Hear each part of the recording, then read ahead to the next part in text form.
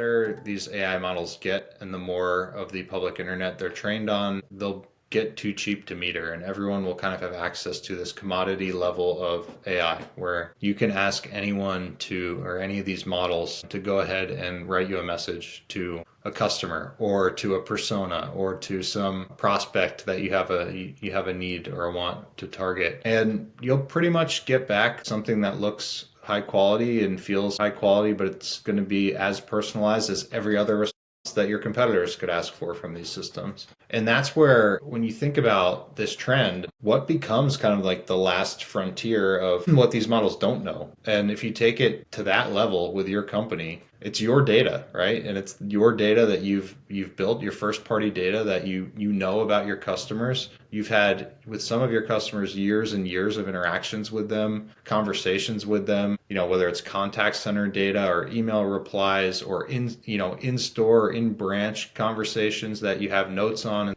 like that. Having your data as something that only you have access to is a strategic value for your organization. And it's a competitive differentiator against what your competition can do. And that, today that might mean with your highest value prospects is actually having a human look at your history with them and write a thoughtful note to them or send them something in the mail or have someone pick up the phone and talk to them. Very quickly, what's happening now is you're seeing AI agents that can go ahead and run around and actually take actions in an environment and measure what's happening and get better over time.